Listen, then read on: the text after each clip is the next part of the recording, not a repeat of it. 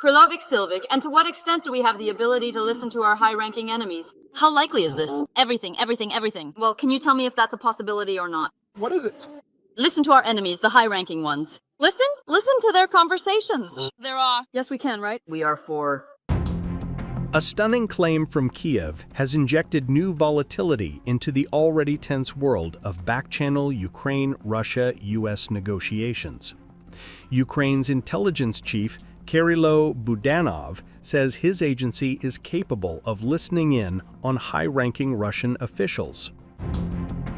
The remark lands just days after Bloomberg published transcripts of private calls involving Kremlin aide Yury Ushakov, Trump envoy Steve Witkoff, and Russia's investment negotiator Kirill Dmitriev.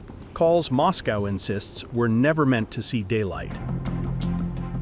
The leaked exchanges appeared to show Witkoff advising Moscow on how to frame a peace proposal for Washington, while Dmitriev outlined Russia's informal expectations. The source of the leak remains a mystery and a political grenade. On Sunday, a reporter in Kyiv asked Budanov outright whether Ukrainian intelligence could eavesdrop on senior Kremlin officials. His answer was blunt. We can, yes. We get money for this. No elaboration, no clarification, but the timing raised eyebrows, especially as the Bloomberg calls suggested Kyiv was being bypassed. Most of all, the armed forces of Ukraine. May I ask you one question? Yesterday we spoke at the Eastern Forum, and I actually listened to your host, who said that the old world has collapsed, which rules no longer apply. But we have a question. How will Ukraine join in? How will it contribute to the creation of a new world, especially through our armed forces? Ukraine will either become part of the new world or it will create something new itself. There is no other option. To approach Germany, Silvik, and to what extent do we have the ability to listen to our high-ranking enemies? How likely is this? Everything. Well, can you tell me if that's a possibility or not? What is it? Listen to our enemies, the high-ranking ones. Listen to their conversations. There are. Yes, we can, right? We are for. This is incredibly loud indeed. It's quite deafening. And also, please, we in Ukraine are closer than ever. What responsibility of yours do I love? I hope so. Are you still in office, or do you plan to move to Bankova? Well, you see, I'm in office. That's nice to hear. Thank you very. Thank you. God. Give me. Much. Thank you, Kyrylo Alexievich.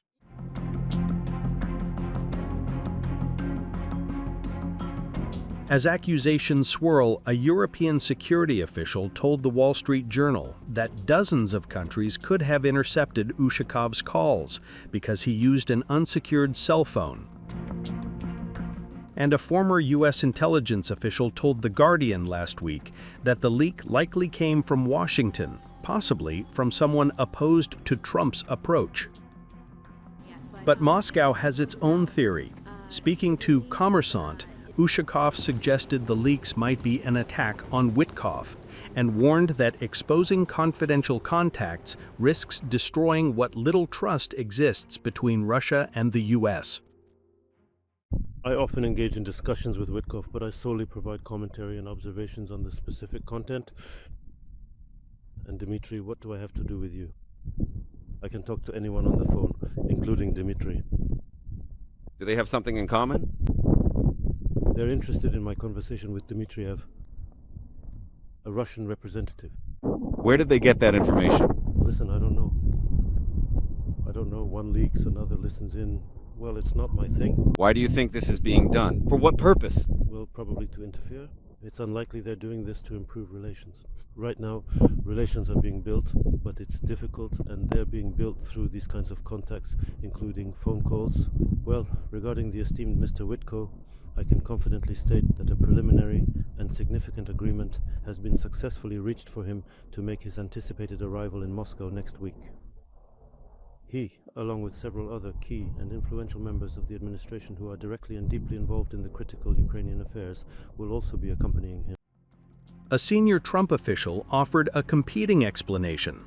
The leak didn't come from Washington at all, but from a foreign intelligence service targeting Ushakov himself.